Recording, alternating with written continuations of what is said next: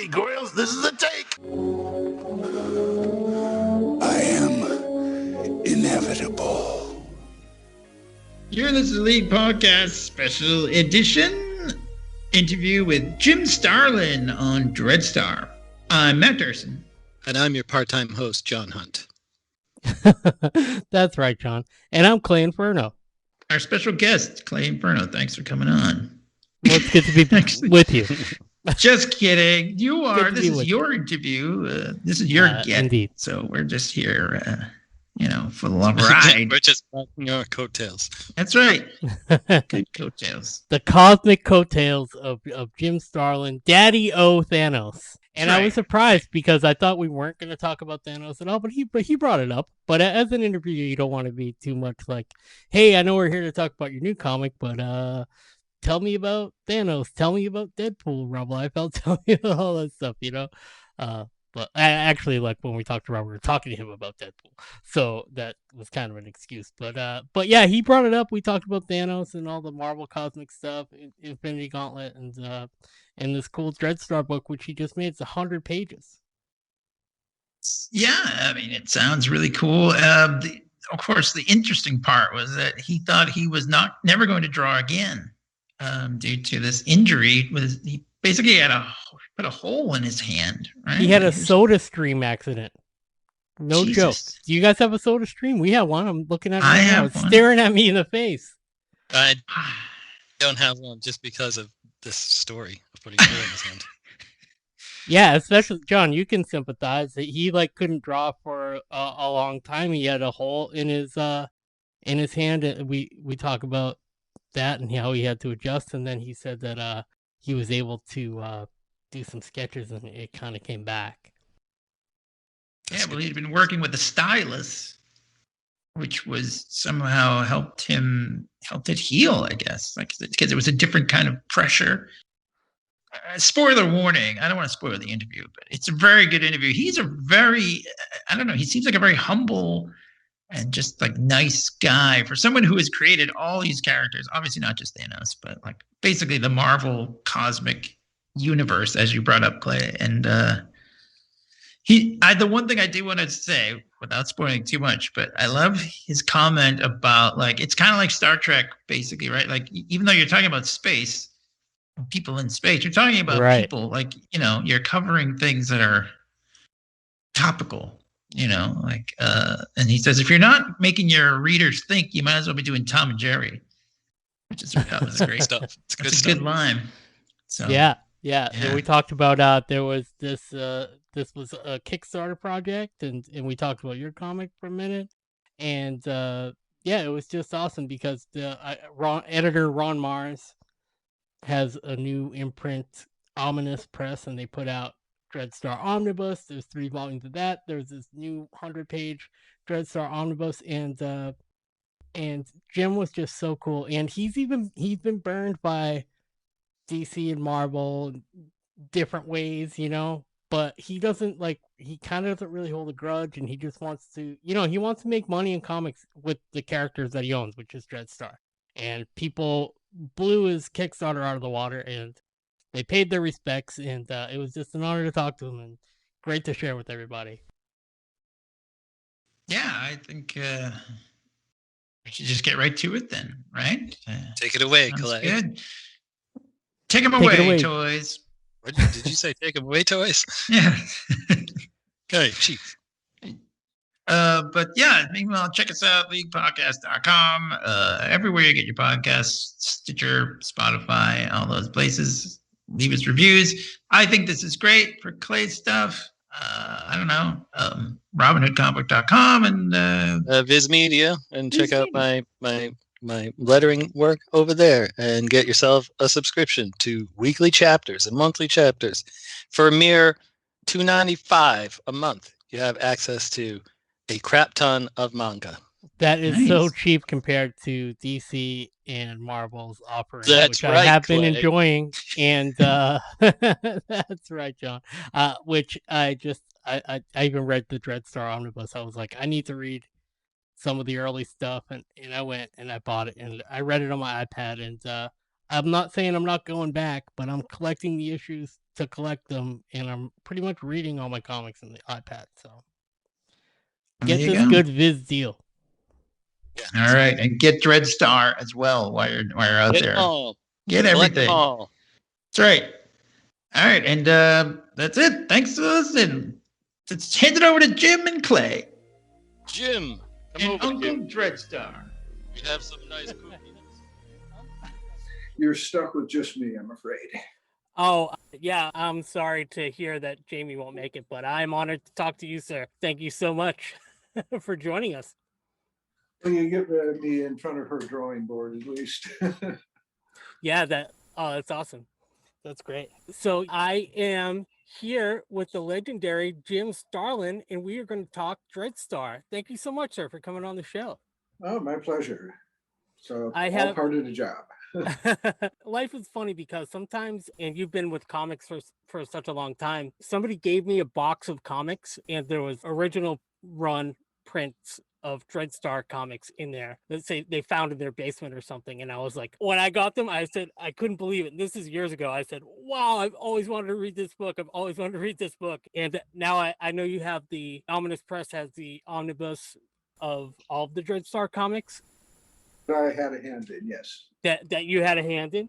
And I had to do it. I had to buy digital copies because I wasn't going to go dig into the long boxes. It's way easier for me to read on the iPad these days. So there's something to be said for the hard copies, and that the Omnibus Press people really do an excellent job of putting together a package, nice hardcover, and the reproduction on these things is the best I've ever had on any of the projects I've worked on. Marvel, DC included, this is far superior to that. So they're put out. It's Ron Mars's company? This is Ron Mars, Andy Smith, and oh God, I'm going to get Bart Sears. I'm going to get in trouble with Bart for not being able to remember his name. Well, yeah, it's a great looking book inside and out. I love the trade dress, makes it look like an old epic comic. So that kind of carries on the design elements there. I like that look a lot. But so tell me, we are back with, you have a 100-page graphic novel of brand new Dreadstar for everybody. And it comes after you were hurt and you didn't think you were going to be able to draw again. So tell us about those challenges. I blew a big hole in my hand between the thumb and the forefinger. About 4 years ago at this point. I figured that was the end of my drawing career. It hurt every time I spent 5 minutes trying to draw. So I became a writer and a full-time writer, and did those Thanos graphic novels with Alan Davis, which was a pleasure all into itself, working with Alan Davis. Yeah, amazing looking books. Great books. Yeah. I hate the guy. He draws so well. I just play. Just makes you angry. Oh yeah. You're really lucky to, when you do take on the writer role, you've had amazing artists, backing up for a lot of your legendary work. I had awesome. Bernie Wrights and Ron Lim, a number of folks who are just terrific, along the way. Those are the major ones, but yeah, I've been pretty lucky on that regard. But then a lot of times don't want to draw or write anything until it's a good fit. And those guys it was, so it worked out really well on all three of them. They're my three favorites. And Dreadstar, actually, it was part of an anthology, is that correct? As part of Epic's Illustrated magazine? Yes, it started off as sort of a fairy tale. That was my original intention. I had just finished working with Mike Plug over at Ralph Bashy Studios, a movie called Wizards. And he was working on these beautiful paintings for, I think it was The Hobbit they were going to do next as an illustrated version, or a movie version adaptation. And so I was inspired by those paintings, and I started doing what was going to be a fairy tale, gray boards with black wash and white paint to pull out the highlights. A crazy way to work. I don't recommend it to anybody. And then kind of a reverse drawing, because you're taking away instead of adding. I'm doing both. You're adding the blacks and you're taking away the whites.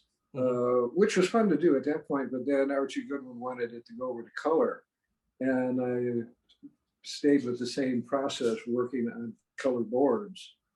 And well, every page took me 2 days or 3 days to paint.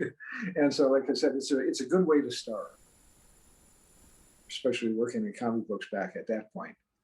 But it very early on in the job, I realized I am not a fairy tale artist. It went into science fiction. A lot of the original intentions were jettisoned by the time I got about to the third or fourth episode. Dreadstar was never going to be the main hero of the story. It was going to be Enkedon, who was the guy who starts and narrates the story. But as soon as I quit the event, then he took over. He was by far much more interesting than Enkedon, and he ended up killing him at the end, just so I could get rid of him and so I could do nothing but Dreadstar. That's the thing with having control and ownership of your property. You have to control your whims. And I wasn't very good at controlling my whims at that point. And so there were a lot of sharp left and right turns on the story as it went along, the Dreadstar saga as it went along, because quite frankly, I'm the most undisciplined artist and writer in the comic book business. Well, it's funny that you say that about the character Dreadstar taking over for you. I hear writers and creators just in general always say, I wanted to do this one thing, but the character told me that it wanted to be more out front. Did you find that Dreadstar was like, I'm really the star of the show here? Yeah, you know, the stuff lives in your head before a long time before it actually gets down on paper. And these characters, they become actual friends, people that are floating around in your consciousness. The writer, Chris Claremont, actually took it to a point where he dedicated a novel he wrote to the X-Men. You know, he just named them off as Scott and Jean and that. And I looked at that and went, I hope he knows those aren't real people. But, well, maybe you can ask him the next time you see him if he knows they're real people or not.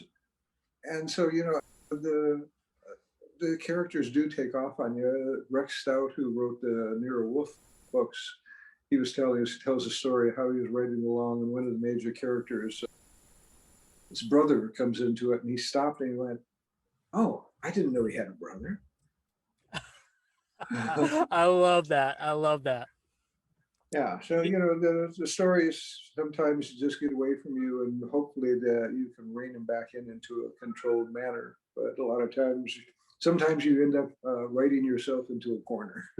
One thing I want to talk about with you was to me, you're Marvel Cosmic. You are the father of many famous characters, and I feel like Dreadstar is very parallel and it's its own unique story with its own unique heroes. But I always remember the quote, when you first want to make an apple pie, you have to make the universe. You've made many, many universes, and it looks like even the Dreadstar universe has its own designation as far as the multiverse is concerned. But the core of it is that I find that your work it touches me because it connects people to like a greater vision of the world and our place in the world and our place in the universe. And I like that all of your stories take us out into space and tell us really good stories about human characters. Those are my favorite things. When I was younger, there was an episode of Star Trek that had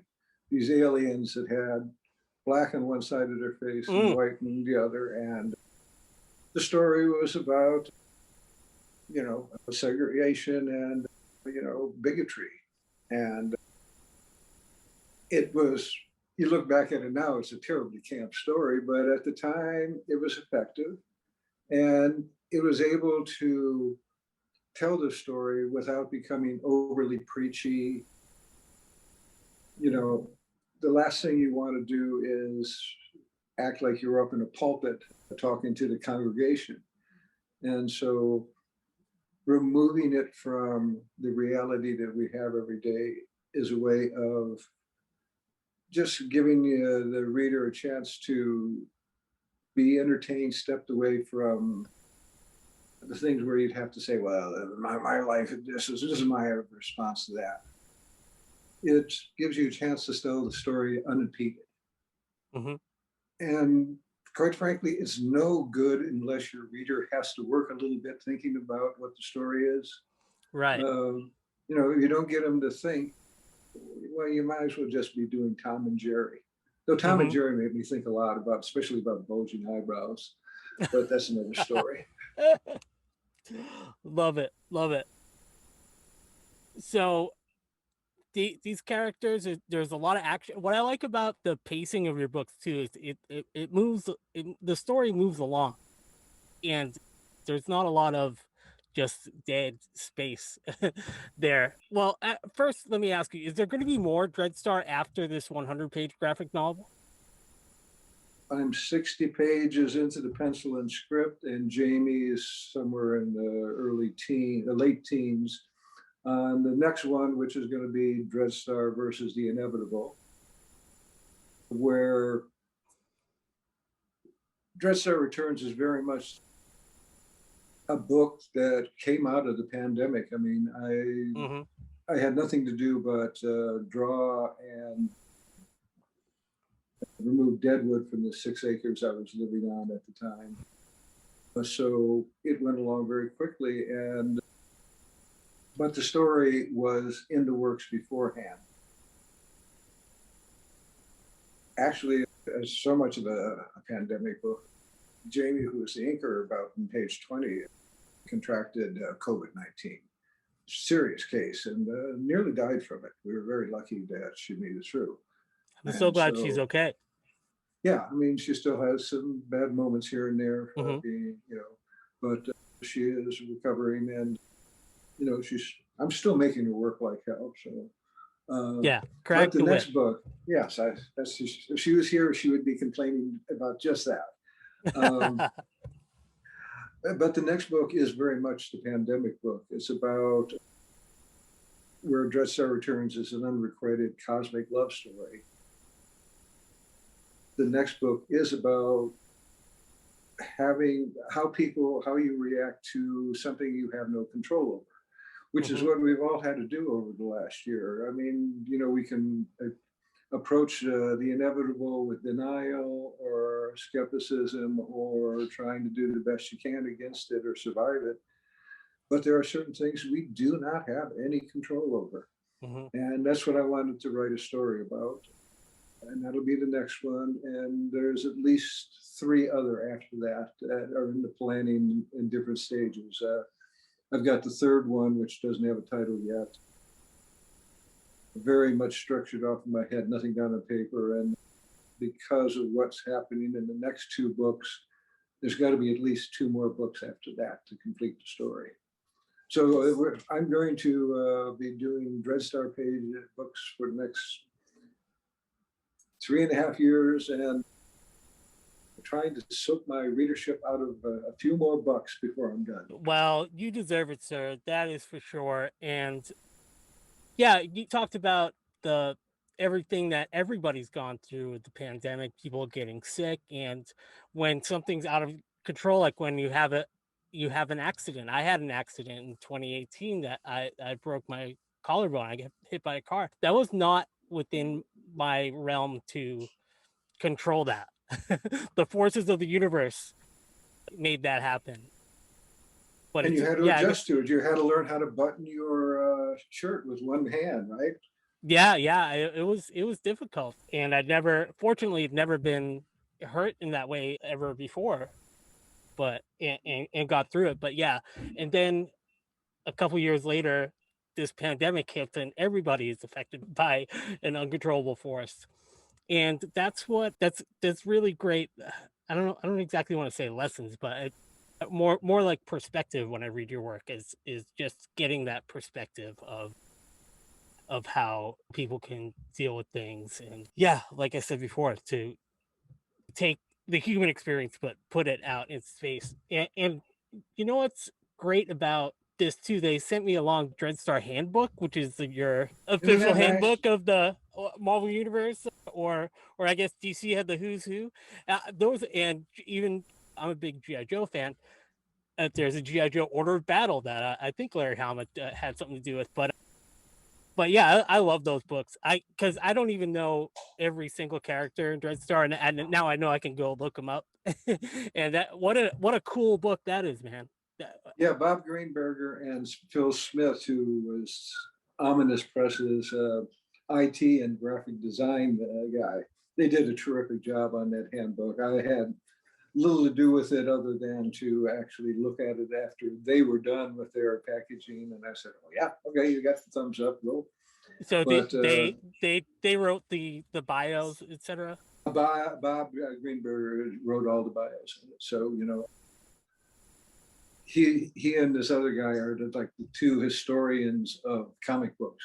If you want to find anything out about them, you go to Bob or this other fellow who was over at Marvel for a while. So, That's so cool. It's such a cool book, and a great companion piece too. I'm only through the first omnibus. I'm gonna be ordering the I think there's 4 in total, right? Three. Oh, three. Yeah. 3 and 4, including, I guess, 4 including your new book. Yeah, we're going to probably go back somewhere along the line and produce a 4th one for the omnibus, which involves Peter David's run on the series. Oh, great! Yeah. I didn't have time, and we hadn't worked out the legal stuff yet.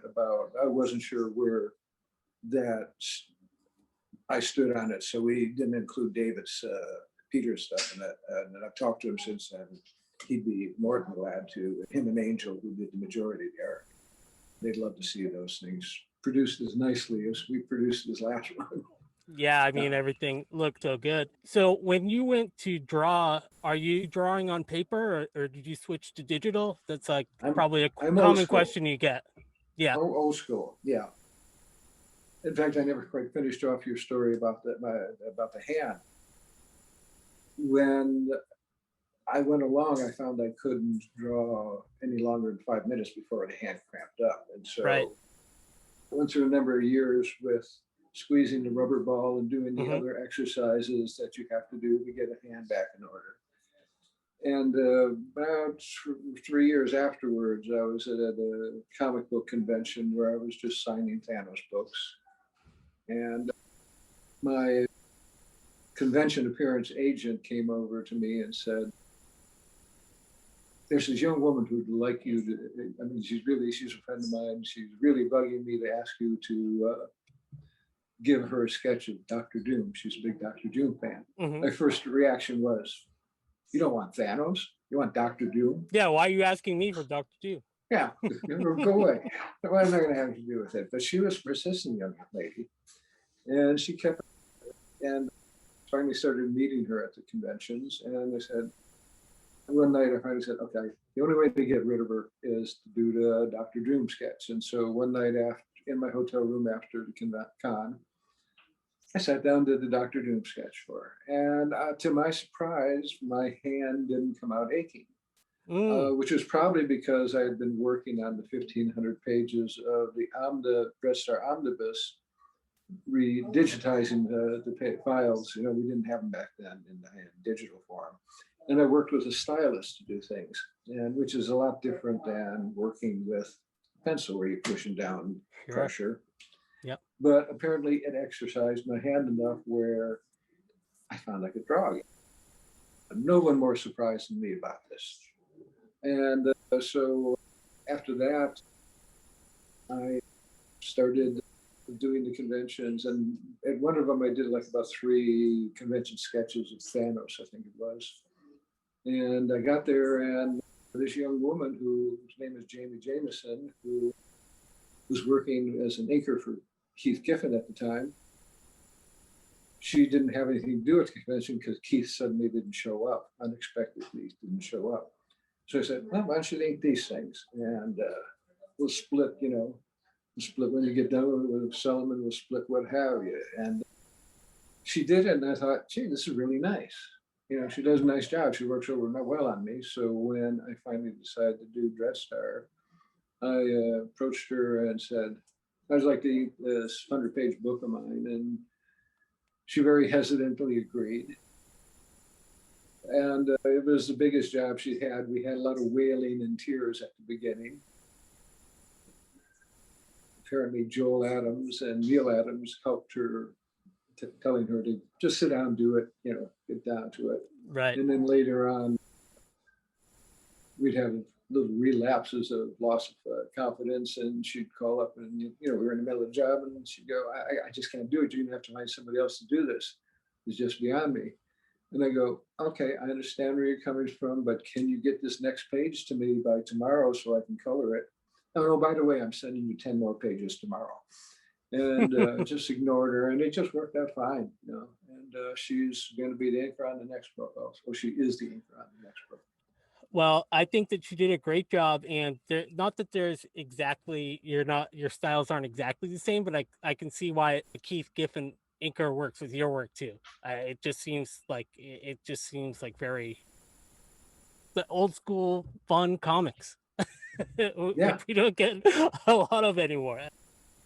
So could you tell us a little bit about the Kickstarter campaign? And it seems like it was like it when Jim Starlin asked his fans for some support, they come through. Well, I came into that not knowing a thing about Kickstarter. Mm-hmm. This was Omnibus and Ron Mars, who, quite frankly, did most of the work on it.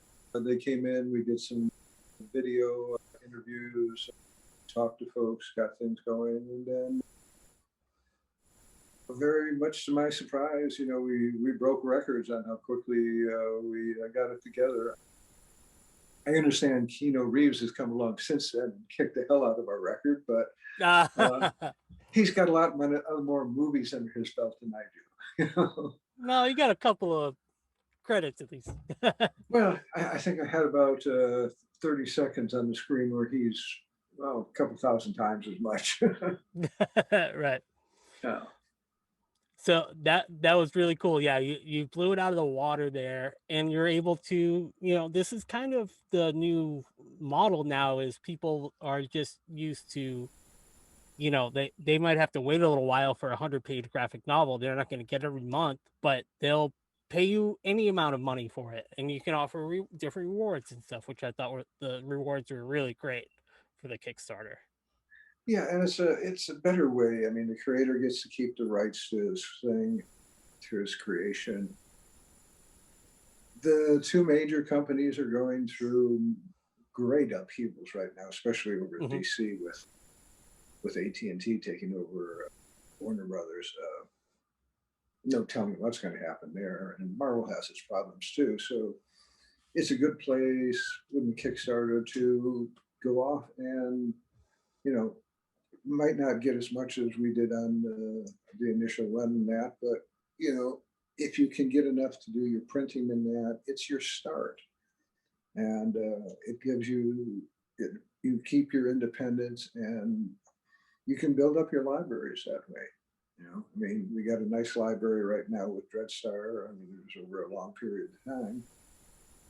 But any young guy who comes along, young guy or woman who comes along at this point, they can, start putting it together, and a lot of folks are doing just that right now, and I think that's a terrific thing. The co-host of my podcast, you couldn't make it today, but yeah, we kickstarted his comic, and he's got 3 or 4 issues out, and there was probably just a couple of kids from the suburbs. No way we could have gotten it done any other way. So we're really big supporters of that, and yeah, it's so great to see it when it goes so successfully for big names and small names.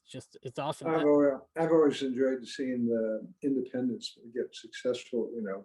I think we need a lot more Robert Kirkmans out there. Get their creations out there and get lucky with setting up other mediums. So I keep my fingers crossed for all of them. And you mentioned your rights, and I just wanted to go back to the origins of Dreadstar first, because it seemed like the Epics Illustrated, I don't know if this is a Stan thing, but he made the Crazy magazine, and then he had Epics Illustrated to compete with Heavy Metal. But when you were putting these early Dreadstar works together and having it come out on Epic, was that kind of the Image Comics of the time? Was that creator owned? Like you definitely like were able to hold on to your rights, but have it be under a Marvel imprint?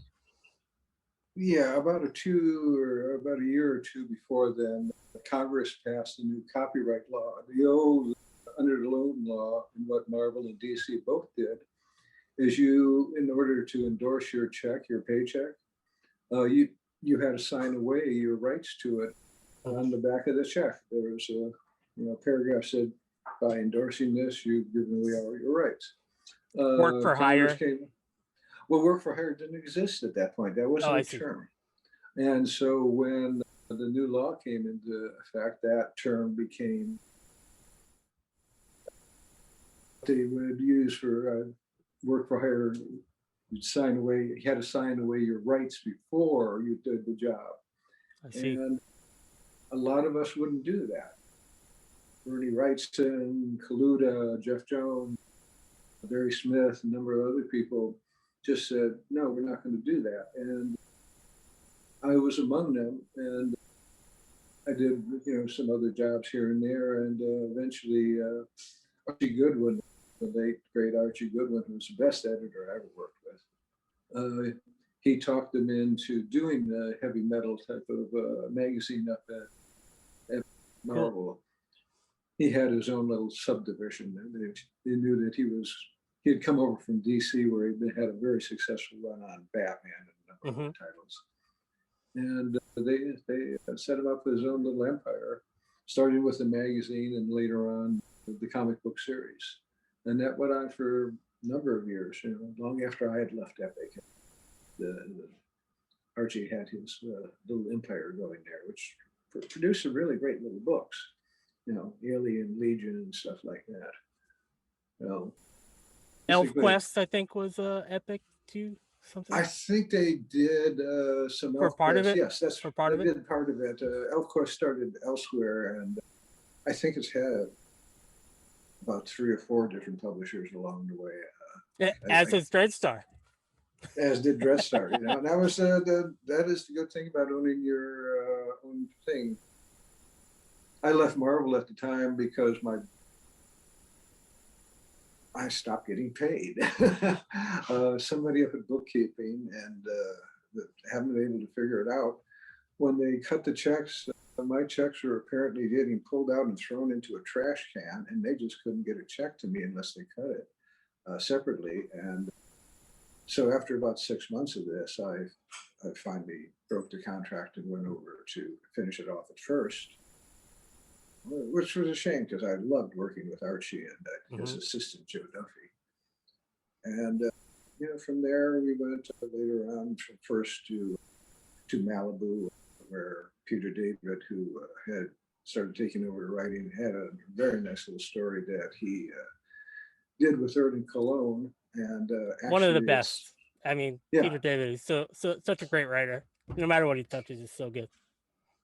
Yeah, and so actually the third book that I'm planning with Dreadstar is bouncing off that story. Great! More than that, it's very cool. It's like whatever happened to the female Dreadstar, and so that's what I think this third novel is going to be about. That's what I know it's about. I'm in control.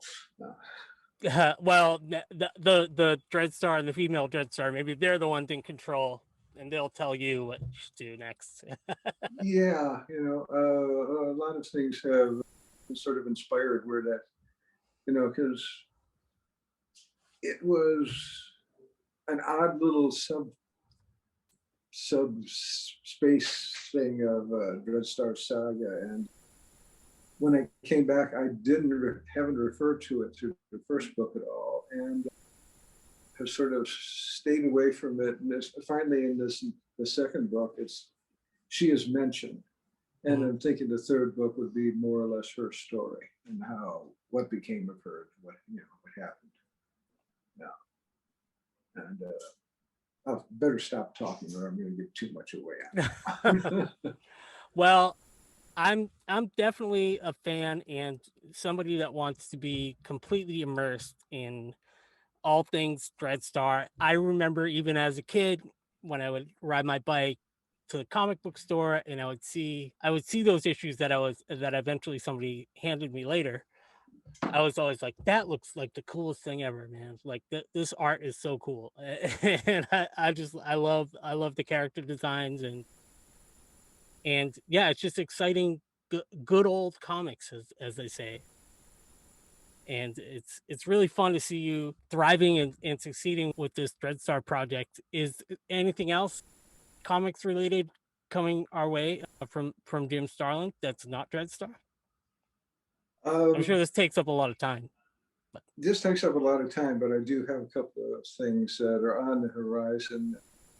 Working on something with Jaime and Rags Morales that we can't get into it this much at this point, but he's another one of those artists that just look at what he's been doing and what we have done so far. I'm just blown away.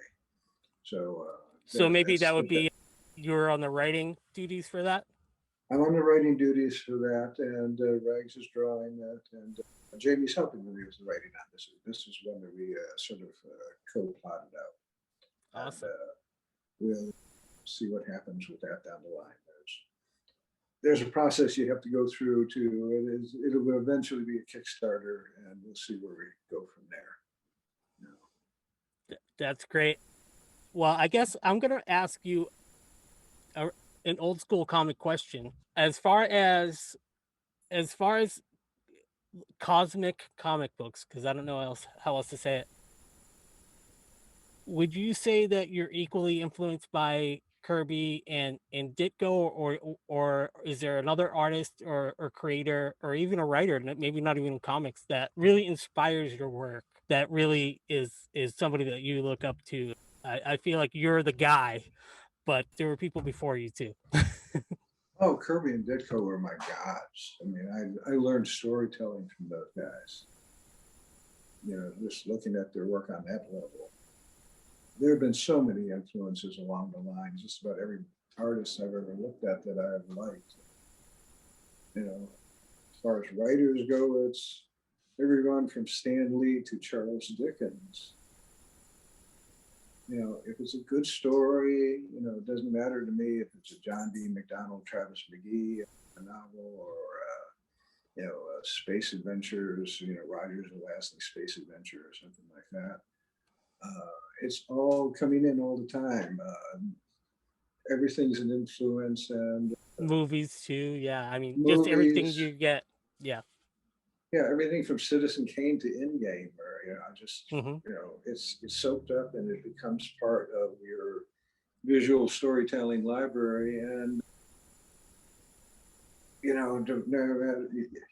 can try all you like, but the original idea, the original imagery is almost impossible to do these days. So you're going to be coming off from something that you have read. Otherwise, you're working from a void, and the story will be me, and more me. And what do you think about me? Yeah. And no one's going to really identify with that or relate to that. So, the bigger world's got to get in there, and you can't get anything until you have got that store of stuff inside your head that you want to get out. And have people been reacting to the former guy making his way into the Dreadstar comic? There's a kind of a beheading, let's say, that happens in the book. Well, before I got onto it, he had taken my character Thanos and used him in a political ad, heavy-handedly and lamely, I might say, but I figured that left him as fair game. And then his incompetent handling of the pandemic, where I personally think he's responsible for thousands of deaths. I figured what I've done is just, satire. He deserves much worse. And hopefully down the line there will be some kind of justice.